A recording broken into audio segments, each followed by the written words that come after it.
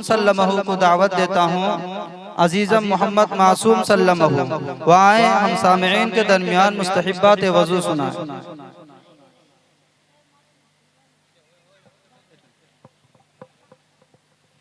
अस्सलामु अलैकुम व रहमतुल्लाहि व बरकातुहू। नहमदुहु व नुसल्ली अला रसूलिल करीम। अम्मा बाद, मैं आप हजरात के सामने मुस्तहिब्बात वज़ू सुनाने जा रहा हूँ। आप हजरात बगौर समात फरमाए। नंबर 1, पाक और ऊंची जगह पर बैठना। नंबर 2, किबला रू बैठना। नंबर 3, वज़ू के इब्तिदा दाएं जानिब से करना। नंबर 4, गर्दन का मसह करना। नंबर 5, दाएं हाथ से कुल्ली करना और बाएं हाथ से नाक साफ करना। नंबर 6, खड़े होकर पानी पीना। अस्सलामु अलैकुम व रहमतुल्लाहि व बरकातुहू। माशाअल्लाह माशाअल्लाह, एक छोटा सा बच्चा मुस्तहिब्बात वज़ू सुनाया हमें। अब मैं उसके बाद अजीज़म मोहम्मद मुफैज़ सल्लल्लाहु को दावत देता हूँ। वहाँ हम सामईन के दरमियान दरूद शरीफ सुनाएं।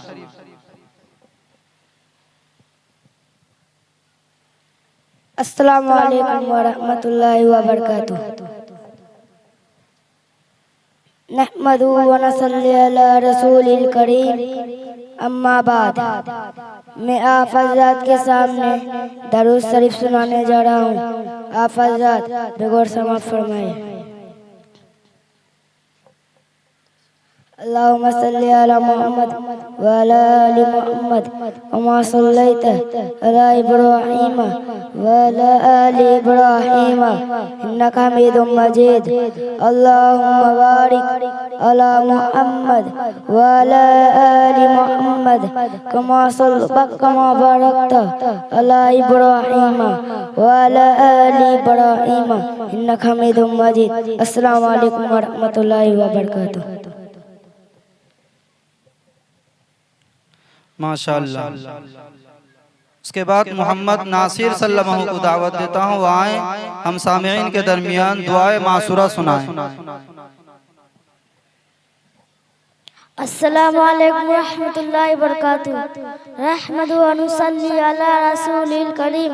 अम्मा बाद, मैं आप हज़रात के सामने दुआ मासूरा सुनाने जा रहा हूँ। आप हज़रात बगौर समाअत फरमाए। दुआ मासूरा। अल्लाहुम्मा इन्नी दनबतु नफ्सी ज़ुल्मन कसीरा ला यग़फ़िरु ज़ुनूबा इल्ला अंता फ़ग़फ़िरली मग़फ़िरतन मिन इंदिका वरहमनी इन्नका अंतल गफ़ूरुर रहीम। अस्सलामु अलैकुम व रहमतुल्लाहि व बरकातुहू। माशाअल्लाह। मोहम्मद मुस्तकीम सल्लल्लाहु, अजीज़म मोहम्मद मुस्तकीम सल्लल्लाहु आए और सना सुनाएं। अस्सलामु अलैकुम व रहमतुल्लाहि व बरकातुहू। सना सुब्हानक अल्लाहुम्मा व बिहम्दिका व तबारक अस्मुका व तआला जद्दुका व ला इलाहा गैरुक। अस्सलामु अलैकुम। माशाअल्लाह। अभी हमारे सामने हमारे दरमियान ये छोटे छोटे बच्चे, नन्हे मुन्ने बच्चे इस तरह दुआए मासूरा और सना, दरूद शरीफ और फ़राइज़ और सुनन वगैरह सुना रहे थे और हम सामईन समाअत फरमा रहे थे। आज हमारी नमाज दुरुस्त नहीं है, आज हमारा कुरान दुरुस्त नहीं है, जबकि हमारे लिए ज़रूरी है कि हम अपने नमाज को दुरुस्त करें। जब सहाबा रज़ी अल्लाहु अलैहिम अजमईन के दरमियान आप सल्लल्लाहु अलैहि वसल्लम ने नमाज का तोहफा रखा तो सहाबा रज़ी अल्लाहु अलैहिम अजमईन ने खुश होकर ऐलान किया। सहाबा रज़ी अल्लाहु अलैहिम अजमईन ने खुश होकर कहने लगे कि हम तो अब अल्लाह से लेने वाले बन जाएंगे, हम तो अब अल्लाह के दरबार में मसाइल को हल करने वाले बन जाएंगे।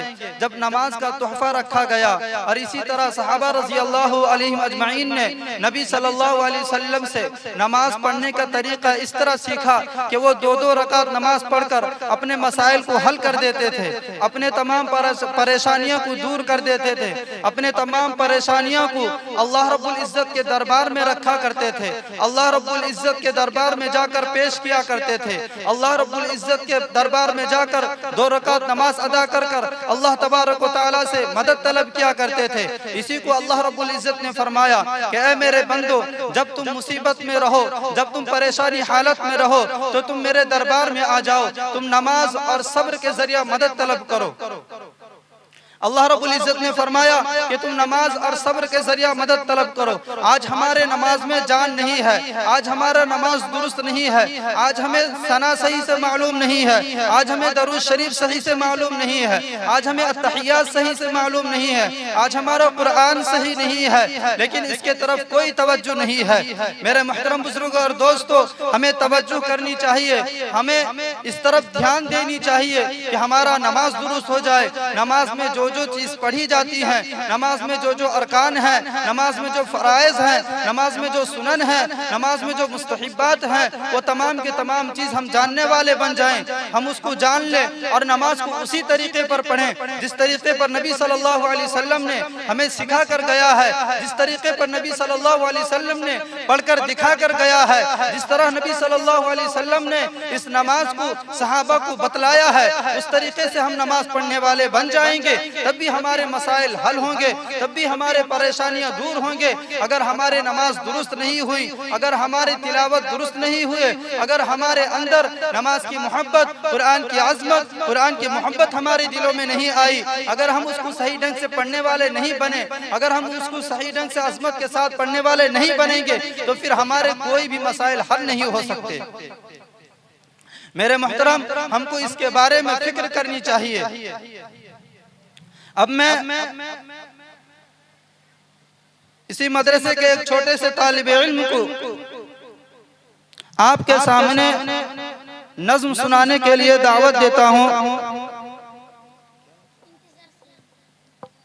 अजीजम इंतजार सल्लमहु, वाए हम सामिईन के दरमियान नज्म पेश करें।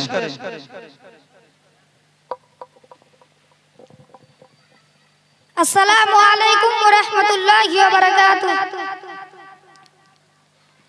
ये दौर अज़ब आया, फैशन का ज़माना है, हर हाल में बगना तुम्हें खुद को बचाना है। ये दौर अज़ब आया, फैशन का ज़माना है, हर हाल में बगना तुम्हें खुद को बचाना है।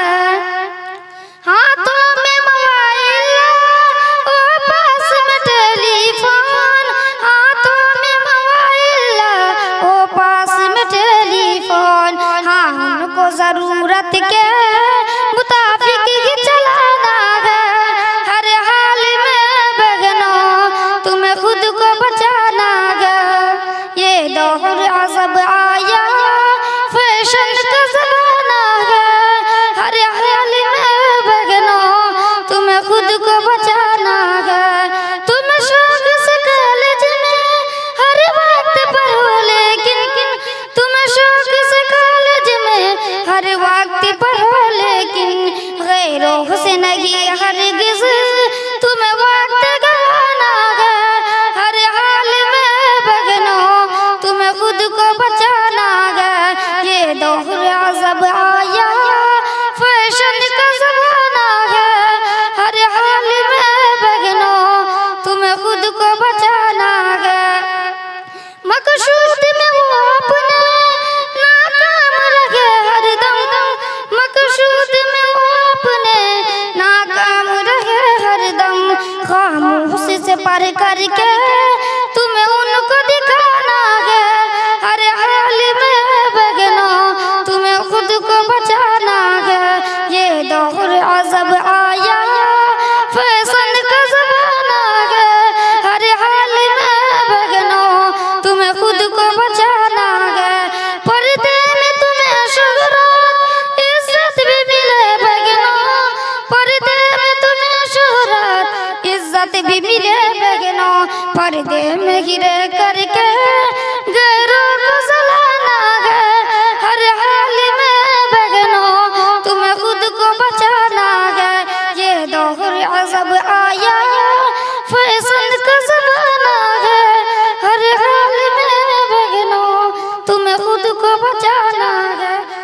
अस्सलामु अलैकुम व रहमतुल्लाहि व बरकातुहू।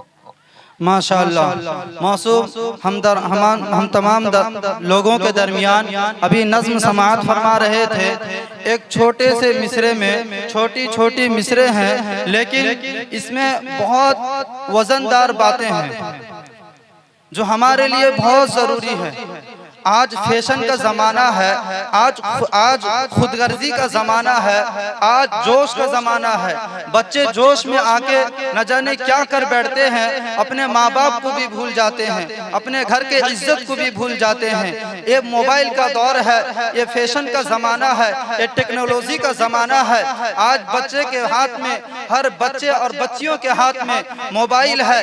एक ऐसा चीज़ है जो अच्छाई की तरफ भी रास्ता दिखाता है और बुराई की तरफ भी रास्ता दिखाता है। अगर हम उसको अच्छाई की तरफ ले जाएंगे तो फिर हम अच्छे रास्ते की तरफ चले जाएंगे। अगर हम उसको गलत रास्ते की तरफ चलाएंगे, गलत तरीके से चलाएंगे, गलत तरीके से यूज करेंगे तो फिर हम बर्बादी की तरफ चले जाएंगे। हमारा दिल भी बर्बाद हो जाएगा, हमारा दुनिया भी बर्बाद हो जाएगा, हमारा आखिरत भी बर्बाद हो जाएगा, हमारा घर भी बर्बाद हो जाएगा, हमारी इज्जत भी मिट्टी में मिल जाएगी। लेकिन इसी मोबाइल को अगर हम सही इस्तेमाल करेंगे, उसको सही ढंग से उसको वक्त देंगे, अगर सही तरीके से इस्तेमाल करेंगे और उसको इस्तेमाल करेंगे, गुनाहों से बचकर इस्तेमाल करेंगे तो फिर हम अच्छे रास्ते की तरफ चले जाएंगे, सीधे रास्ते की तरफ चले जाएंगे। मेरे मोहतरम बुजुर्ग और दोस्तों, हमारे लिए जरूरी है कि हम अपनी जिंदगी को समझें। अल्लाह रब्बुल इज्जत ने हमें दुनिया में किस मकसद के लिए भेजा है। अल्लाह रब्बुल इज्जत ने हमें दुनिया में भेजकर यूं ही नहीं छोड़ दिया, बल्कि तुम यूं ही जाओ और खाओ पियो। जिस तरह जानवर घूमते फिरते और दुनिया गुजारते हुए चले जाते हैं, इस दुनिया से चले जाते हैं, उसी तरह तुम भी चले जाओ। नहीं, बल्कि अल्लाह रब्बुल इज्जत ने हमें दुनिया में भेजकर ये फरमाया कि मैंने तुम्हें दुनिया में इसलिए भेजा है कि तुम से इम्तिहान लेना है कि उस वक्त, जिस वक्त आलम अरवाह में तुमने ये दावा किया था कि तुम ही हमारे रब हो। अल्लाह रब्बुल इज्जत ने जिस वक्त ये कहा क्या मैं तुम्हारा रब नहीं हो, क्या मैं तुम्हारा रब नहीं हो, क्या तुम्हारा मैं माबूद नहीं हो, तो उस वक्त हम सब ने मिलकर यही कहा था कि क्यों नहीं, आप ही हमारे रब हैं, आप ही हमारे इलाह हैं, आप ही हमारे माबूद हैं, आप ही हमारे माबूद हैं। लिहाजा उसी इम्तिहान के लिए अल्लाह रब्बुल इज्जत ने इस दुनिया में भेजा है। और इस दुनिया के रंगीनियों में फंसकर हम अल्लाह रब्बुल इज्जत को भुला बैठे हैं, अल्लाह रब्बुल इज्जत के हुक्मों को भुला बैठे हैं। अल्लाह रब्बुल इज्जत ने हमें इस दुनिया में भेजकर यूं ही नहीं छोड़ दिया, बल्कि हमारे लिए रास्ता दिखलाने के लिए, सही रास्ता बतलाने के लिए, कामयाबी की तरफ चलाने के लिए अल्लाह रब्बुल इज्जत ने हमारे लिए नबी भेजे। अल्लाह रब्बुल इज्जत ने हमारे लिए आसमानी किताबें उतारी। अल्लाह रब्बुल इज्जत ने हमारे लिए इस कुरान को नाजिल फरमाया, यूं ही नहीं छोड़ दिया। फिर हमें अल्लाह रब्बुल इज्जत ने ये याद ध्यान दिलाई कि ए बंदे, मैंने तुझे यूं ही नहीं छोड़ दिया। इसीलिए हमारे लिए जरूरी है कि हम उस अल्लाह रब्बुल इज्जत को याद करें और उसके अहकामों को माने और उसके अहकामों को अपनी जिंदगी में उतारने का कोशिश करें, उसके फरमान के मुताबिक जिंदगी गुजारने की कोशिश करें, उसके नबी सल्लल्लाहु अलैहि वसल्लम के तरीके के मुताबिक जिंदगी गुजारने की कोशिश करें। गुलशन में रंग तेरा, हर गुल में तेरी बू है। गुलशन में रंग तेरा, हर गुल में तेरी बू है। हर सिमत तेरा जलवा, हर सिमत तेरा जलवा, हर शय में तू ही तू है, हर शय में तू ही तू है, हर शय